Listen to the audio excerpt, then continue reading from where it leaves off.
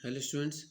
तो उत्तराखंड में जो है आज हम 52वें चंद राजा ज्ञानचंद और उसके बाद जगत चंद के बारे में पढ़ेंगे। ठीक है, तो देख लेते हैं। ज्ञानचंद का समय है 1698 से 1708। ठीक है, तो देखो राजा ज्ञानचंद को जो राजकाज है उनके पिता ने पहले ही सौंप दिया था, है ना, अपने मतलब मृत्यु से पहले ही। और पूर्व के राजाओं द्वारा देखो प्राय क्या हो गया था, गद्दी पे बैठते ही डोटी पर चढ़ाई करते थे। ठीक है, चंद राजा। लेकिन जो अब बाद के राजा हैं उन्होंने क्या किया, ये जो है गद्दी पे बैठते ही गढ़वाल पर चढ़ाई करने का नियम बना दिया। तो इसी क्रम में देखो ज्ञानचंद ने 1699 में गढ़वाल पर आक्रमण किया। ठीक है, और ये श्रीनगर पहुंचा। और उस समय गढ़वाल का राजा कौन है? फतेह शाह। तो ये ध्यान रखेंगे।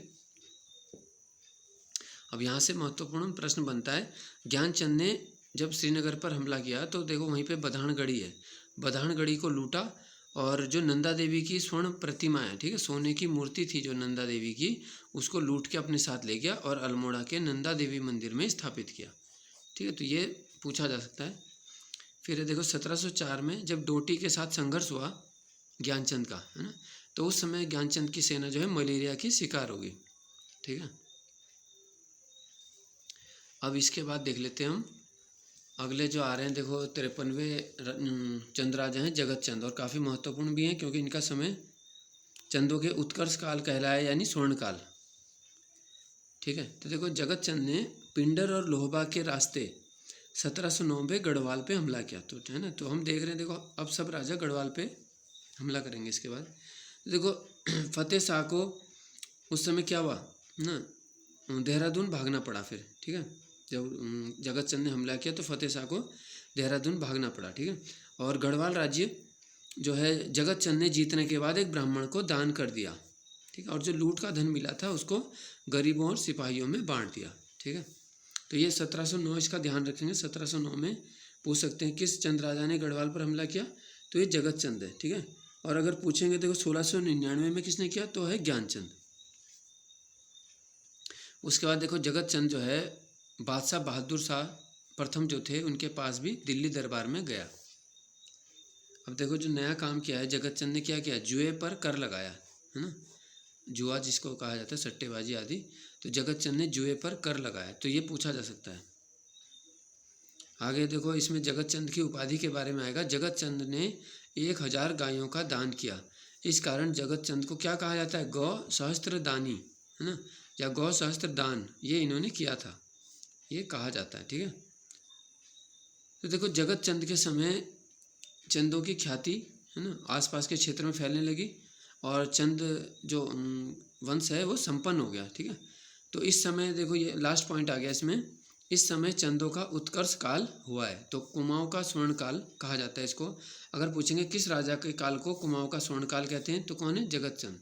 ठीक है, और जगत चंद का समय क्या है, ध्यान रखेंगे इसको, 1708 से 1720 है। ठीक है, अब इसके बाद कौन आया देखो, थोड़ा सा इनके बारे में देख लेते हैं। देखो 54वें जगत चंद के बाद कौन आए, देवी चंद। 54वें राजा हैं देवी चंद, 1720 से 26 तक। इन्होंने 6 साल किया केवल। तो इसमें देखते हैं जगत चंद के बाद देवी चंद कुमाऊं का राजा बना। ठीक है, और बरम ताम्रपत्र में इसे क्या कहा गया है, देवी चंद को महाराज कुमार और श्री देवी सिंह गोसाई कहा गया है। तो ये नाम ध्यान रखेंगे, महाराज कुमार और श्री देवी सिंह गोसाई कहा गया है। ठीक है, अब देखो एक और ताम्रपत्र आ गया, झिंझाड़ ताम्रपत्र, है ना। तो देखो जो बरम है वो तो पिथौरागढ़ का ताम्रपत्र है और झिंझाड़ है वो चंपावत से। तो झिंझाड़ ताम्रपत्र चंपावत से भी देवी चंद की जानकारी मिलती है। तो उसमें क्या नाम मिला है, देवी सिंह जीव, ये नाम मिलता है देवी चंद का। ठीक है, अब देखो देवी चंद के लिए इंपॉर्टेंट ये पूछा जाता है भाई कुमाऊं का तुगलक कौन है, तो देवी चंद है। तो देख लेते हैं इसमें क्यों कहते हैं इनको। देवी चंद के समय देखो ये कुमाऊं का विक्रमादित्य बनने के चक्कर में, अब देखो दरबारियों ने इनको, है ना, लालच दिया कि भाई हम आपको विक्रमादित्य के जितना महत्व दिलाएंगे। तो इनके काल में चाटुकारिता के कारण बहुत अधिक धन खर्च होने लगा। ठीक है, इसलिए इसे कुमाऊं का मोहम्मद बिन तुगलक कहा गया, है ना। तो क्या कहा गया इनको, कुमाऊं का बिन तुगलक। अब थोड़ा सा रह गया इसमें, तो यहीं से देखो देवी चंद के समय से ही पूछा जाएगा कि किस राजा के समय से अवनति काल की शुरुआत हुई। जिसे बोलते हैं डाउनफॉल। तो चंदों के काल में अवनति की शुरुआत देवी चंद के समय से हुई है, जिसको तुगलक कहा गया है। ठीक है, उससे ठीक पहले देखो स्वर्णकाल है। तो देवी चंद ने मुस्लिम अफगान व्यक्ति दाऊद खां को अपना सेनापति नियुक्त किया था। तो ये भी ध्यान देने वाली बात है। देवी चंद का सेनापति कौन है? मुस्लिम अफगान व्यक्ति एक दाऊद खां। ठीक है, और देखो बाद में क्या है, मानिक जो था, मानिक गेंडा और पूरनमल ने बाद में देवी चंद को मरवा दिया। ठीक है, अब इसके बाद जो आएंगे देखो, जैसे अजीत चंद आएंगे, कल्याण चंद चतुर्थ, तो उसको हम अगले वीडियो में पढ़ेंगे। ठीक है, धन्यवाद।